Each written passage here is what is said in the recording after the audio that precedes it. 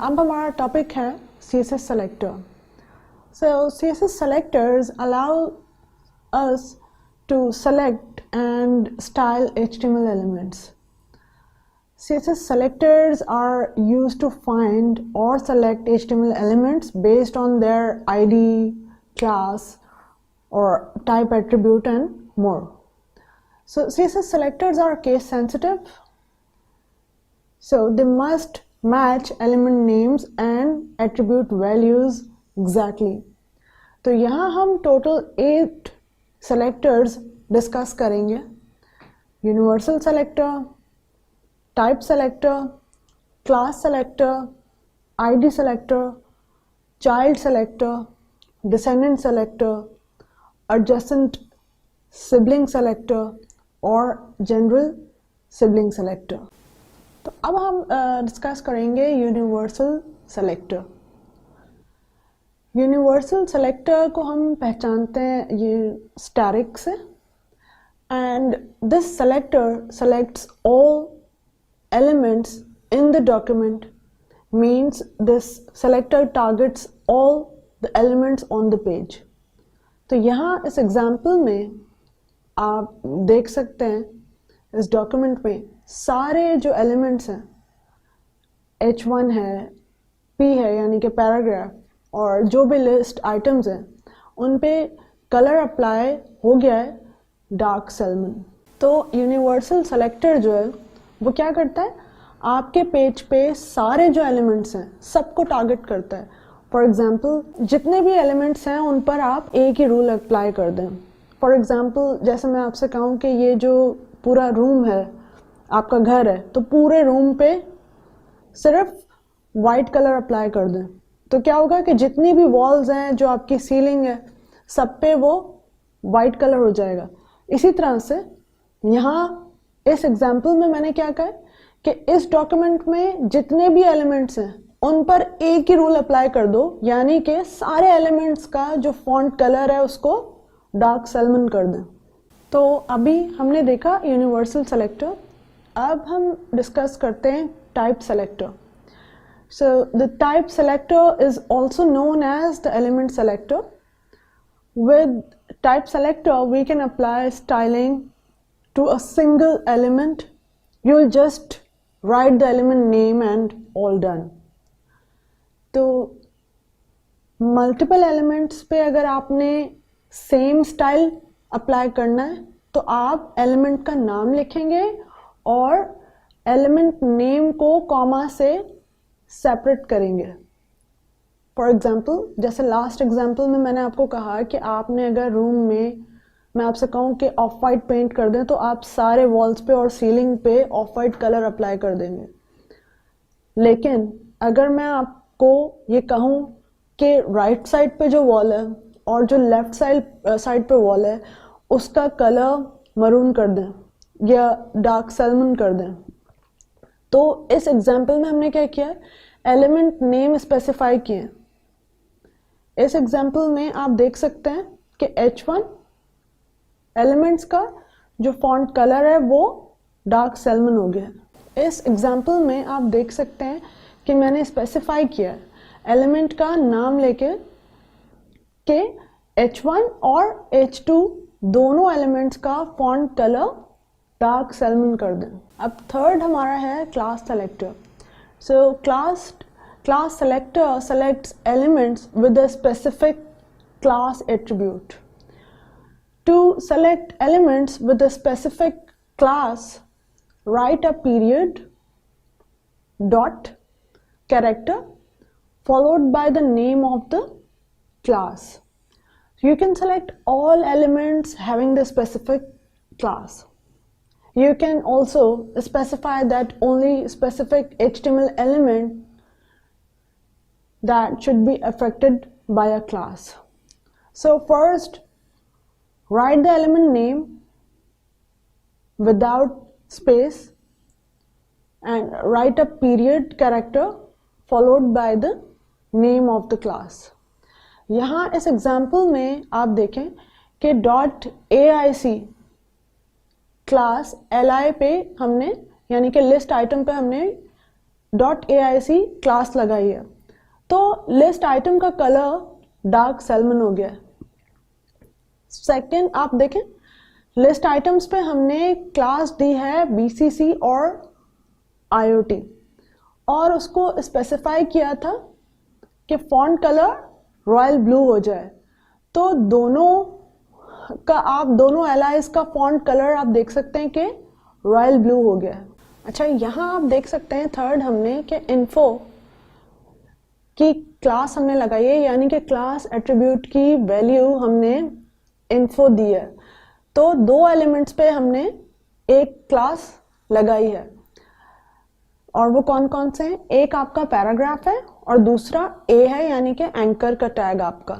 लेकिन यहाँ आप ऑब्जर्व करें कि हमने जो इन्फो क्लास लगाई है वो एंकर पे भी लगाई है और P पे भी लगाई है, लेकिन ये जो कलर है गोल्डन रॉड, ये कलर जो है आपका ये अप्लाई सिर्फ पैराग्राफ पे हुआ है, क्योंकि टारगेट हमने यहाँ सिर्फ पैराग्राफ को किया था। अब हम देखते हैं ID selector. So the ID selector styles the element with the specified ID. The ID selector uses the ID attribute of an HTML element to select a specific element. And ID should be unique within a page. So the ID selector is used if you want to select a single unique element. To select an element with a specific ID, write a hash character followed by the ID of the element. अब आप इस example में अगर देखें तो देखें कि H1 पे हमने ID लगाई है। अब यहाँ क्या होगा, और हम क्या चाह रहे हैं कि H1 का जो कलर है वो डार्क सैल्मन हो जाए। तो यहाँ आप देख सकते हैं। अब हम देखते हैं child selector. So child selector matches an element name that is a direct child of another. So elements that are not directly a child of the specified parent are not selected.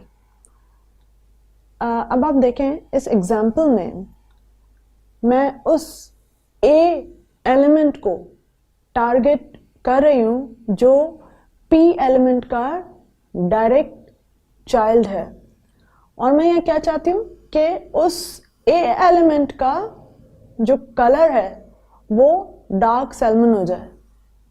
अच्छा, तो वो page पे जो बाकी A elements है उनको target नहीं करेगा, सिर्फ उस A एलिमेंट को टारगेट करेगा जो कि डायरेक्ट चाइल्ड है P का, और इसको हम एक्सेस करते हैं ग्रेटर देन के साइन से। So here P element is the parent element and A is the child element.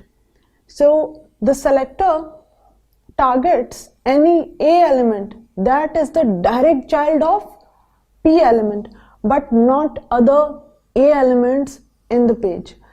तो इसका syntax किस तरह से कि we write parent element name first followed by the greater than sign and then the child element name. अच्छा, फिर यहाँ आप देखें कि एक ऑर्डर्ड लिस्ट है, ऑर्डर्ड लिस्ट का चाइल्ड है Li यानी कि लिस्ट आइटम्स, और उसका चाइल्ड है पैराग्राफ।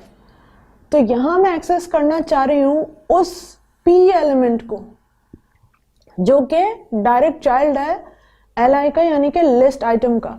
तो यहाँ ऑर्डर्ड लिस्ट का चाइल्ड वो लिस्ट आइटम है जिसका चाइल्ड P है, उस P को वो टारगेट करेगा। बाकी P एलिमेंट्स जो पेज पे हैं, पूरे डॉक्यूमेंट पे हैं, उन P एलिमेंट्स को टारगेट नहीं करेगा। तो यहाँ आप देख सकते हैं कि इस P एलिमेंट का कलर रॉयल ब्लू हो जाएगा। अब हम देखते हैं descendant selector. So this selector is used to select elements inside elements. It matches an element that is a descendant of another specified element, not just a direct child of that element. तो यहाँ आप देख सकते हैं कि div is the parent element and P is the descendant element. तो यहाँ हमने क्या किया है कि div स्पेस p, और मैं क्या चाह रही हूँ कि वो p एलिमेंट जो डिसेंडेंट है div का, उसका कलर डार्क सैल्मन हो जाए। सो this selector will target any p element that sit inside div element, even if there are other elements nested between them. So इसका syntax किस तरह है कि write parent element name then space followed by the descendant element name. अब हम देखते हैं adjacent sibling selector. So adjacent sibling selector is used to select elements that are placed immediately after, not inside the first specified element. So this selector matches an element that is the next sibling of another. तो ये समझना ज़रूरी है कि वो उस किसी भी एलिमेंट के सिबलिंग की बात हो रही है। पेरेंट और चाइल्ड में क्या होता है कि पेरेंट के अंदर चाइल्ड एलिमेंट होता है, लेकिन siblings are on the same level. ठीक है, so here we are targeting the first p element after any h1 element but not other p elements.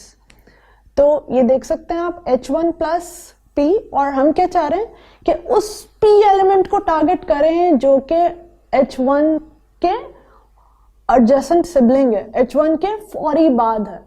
तो क्या होगा, it will select and style every p element that is placed immediately after h1 elements. इस example में देखें h1 के फौरन बाद जो p एलिमेंट है उसका कलर डार्क सैल्मन हो जाएगा। अब हम देखते हैं general sibling selector. So general sibling selector is used to select an element that is a sibling, not child, sibling of another, although it does not have to be the directly preceding element. So here all preceding p siblings found downwards, ऊपर वाले siblings नहीं, जो h1 के बाद वाले सारे siblings हैं, क्या होगा कि उन सारे siblings को ये select कर लेगा। ठीक है, so here all preceding p siblings found downwards of h1 element will be selected. So both h1 and p must have the same parent. अगर इस एग्जाम्पल में आप देखें कि h1 के बाद जो भी siblings हैं p elements, उनका कलर डार्क सैल्मन हो जाएगा।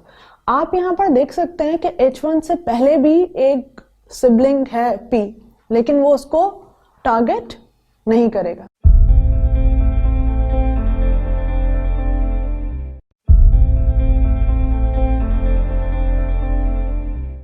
तो हमने लास्ट वीडियो में समझा था कि किस तरह CSS सेलेक्टर्स क्या होते हैं, और अब हम सीखेंगे कि उनको एक अपनी एग्जाम्पल में किस तरह से हम यूज़ कर सकते हैं। तो हमने देखा था कि CSS सेलेक्टर्स आपको अलाउ करते हैं कि आप HTML एलिमेंट्स को स्टाइल कर सकें, उनको टारगेट कर सकें, और उनको टारगेट करके डिफरेंट रूल्स आप अप्लाई कर सकते हैं। तो सबसे पहले मैं फाइल क्रिएट करती हूँ।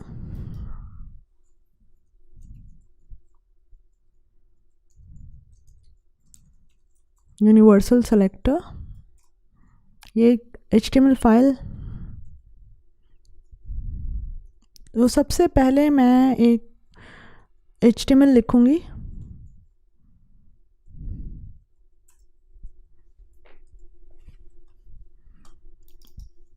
यूनिवर्सल सेलेक्टर,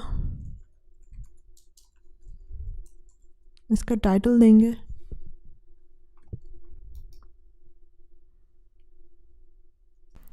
तो अब सबसे पहले एक हेडिंग बना लेते हैं h1।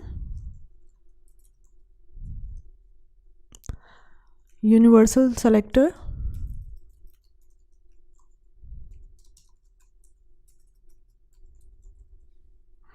उसके बाद मैं एक पैराग्राफ बनाऊंगी। PIIC offers the following courses.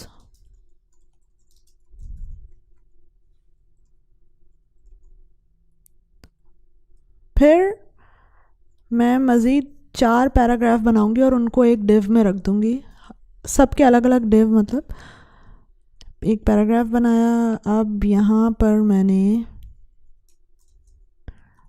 बताया आर्टिफिशियल इंटेलिजेंस, एक डिव और बनाएंगे,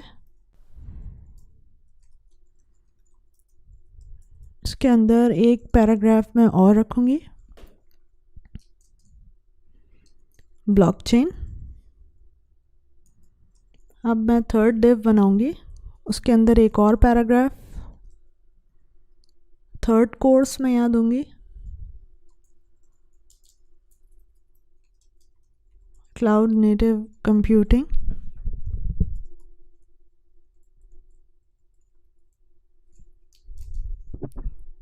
अब फोर्थ डिव, उसके अंदर एक और पैराग्राफ।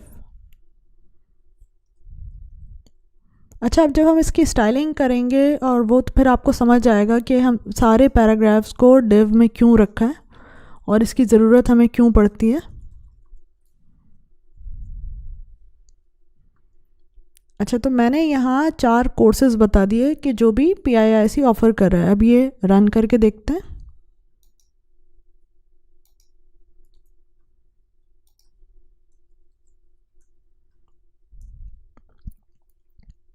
तो यहाँ आप देख सकते हैं कि एक H1 है, उसके बाद फिर पैराग्राफ है और उसके बाद फिर 4 हमने कोर्सेज़ बता दिए जो कि पैराग्राफ ही हैं। अब इसके बाद मैं यहीं पर एक टेबल बनाऊंगी। अच्छा, मैं टेबल में क्या दिखाना चाह रही हूँ कि किस किस स्टूडेंट ने या अपने अलग अलग स्टूडेंट्स ने किन किन कोर्सेज़ में रजिस्टर कराया है। तो पहले मैं एक पैराग्राफ बना लेती हूँ।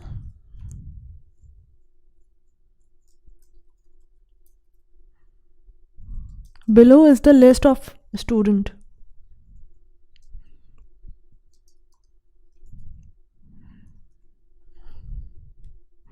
अच्छा, अब हम एक टेबल बनाएंगे। तो वही टेबल बनाने के लिए टेबल का टैग यूज़ होगा। अब मैं, जैसे हमने देखा था कि डेटा आप रो बाय रो शो करते हैं, तो मैं अब हेडिंग्स देना चाह रही हूँ। तो TR का टैग सबसे पहले,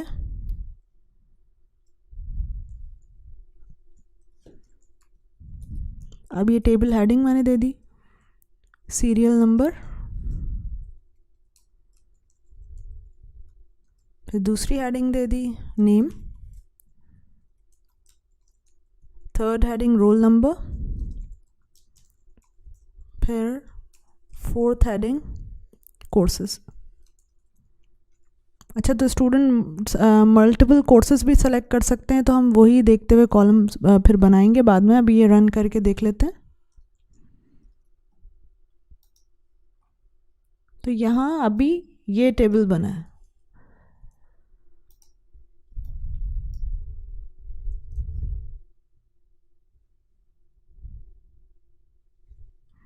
अब मैं एक और रो बनाऊंगी।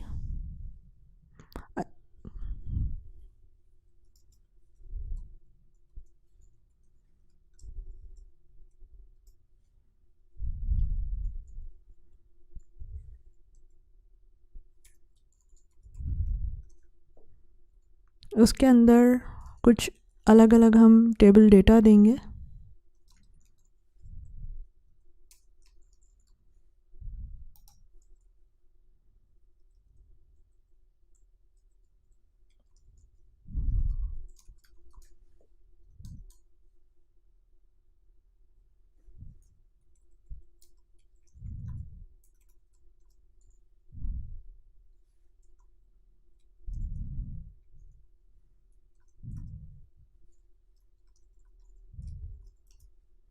फिर अब ऑर्डर्ड लिस्ट बनाइए। उसमें कुछ लिस्ट आइटम्स दे देते हैं।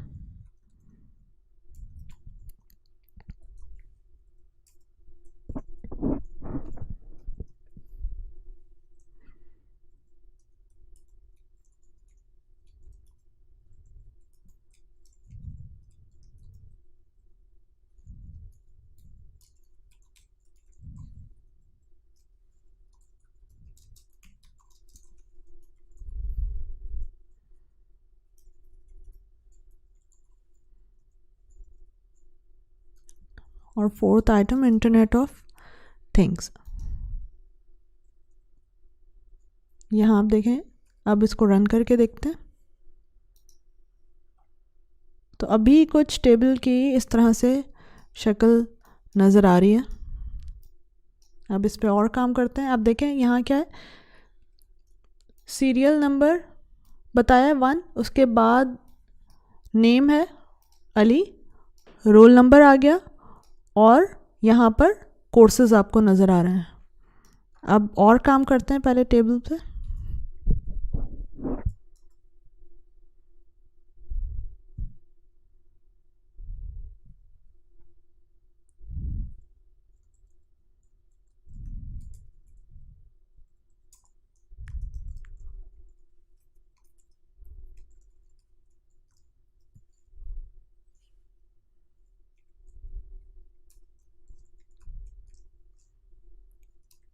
अब अलग रो बनाई, अब इसमें कुछ और लिस्ट आइटम्स देंगे।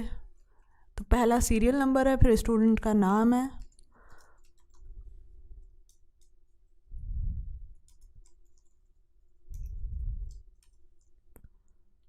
फिर रोल नंबर है और अब कोर्सेज।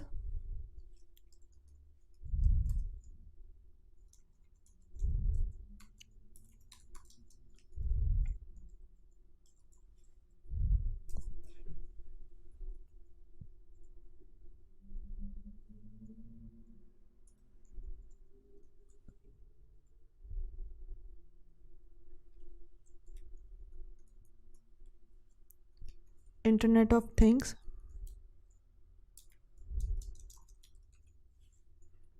ये 2 कोर्सेज। अब इसका रिजल्ट देखते हैं।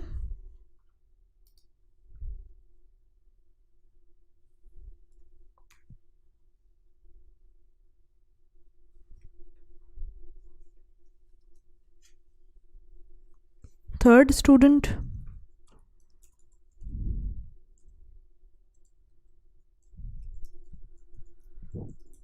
फिर एक अलग रो बनाई। अब टेबल डेटा,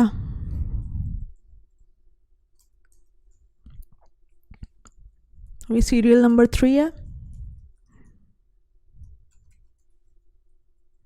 यहाँ स्टूडेंट का नेम दे दिया। यहाँ अब हम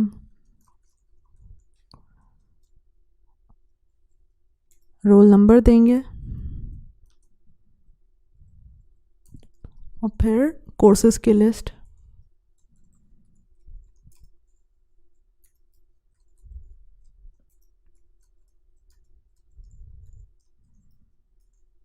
क्लाउड नेटिव कंप्यूटिंग,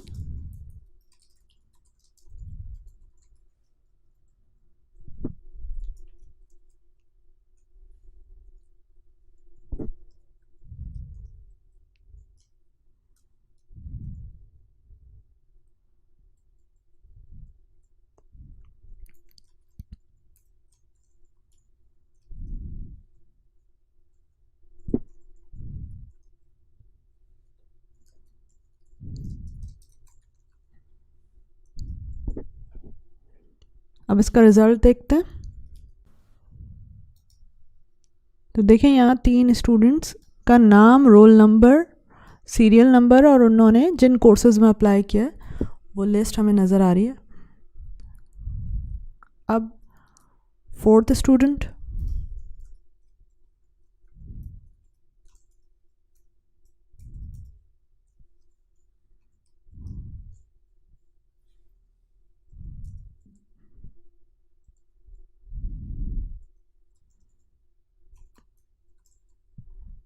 इधर नाम आ गया,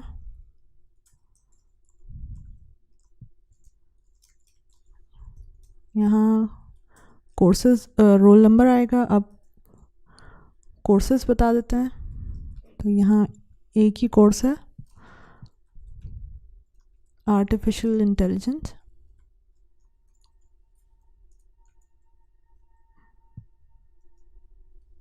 रन करके देख लेते हैं। 4th स्टूडेंट ऐड हुआ है, अब 5th स्टूडेंट।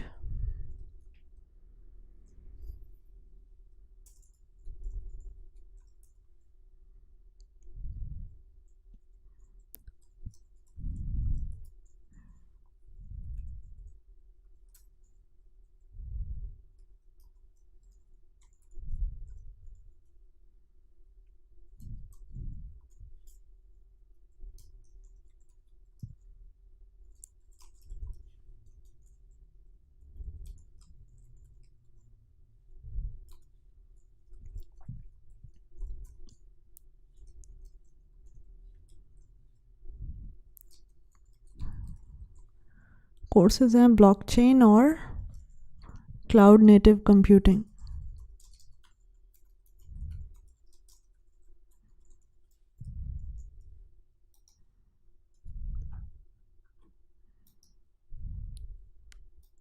तो ये टेबल है। अब मैं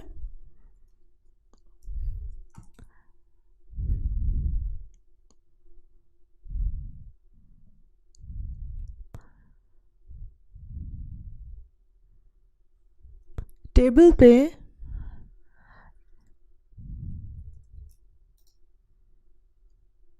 टेबल के टैग पे बॉर्डर दे देती हूँ 2 और विड्थ 800।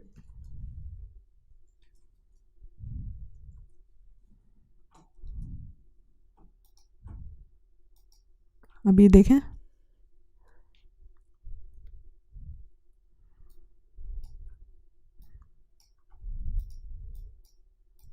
अच्छा तो अब अभी तक हमने ये हमारी HTML यहाँ पर कंप्लीट हो गई है। अब मैं चाह रही हूँ CSS लिखना। तो अब मैं यहाँ क्या करूँगी, हमने यूज़ करना है यूनिवर्सल सेलेक्टर। तो यूनिवर्सल सेलेक्टर क्या करता है?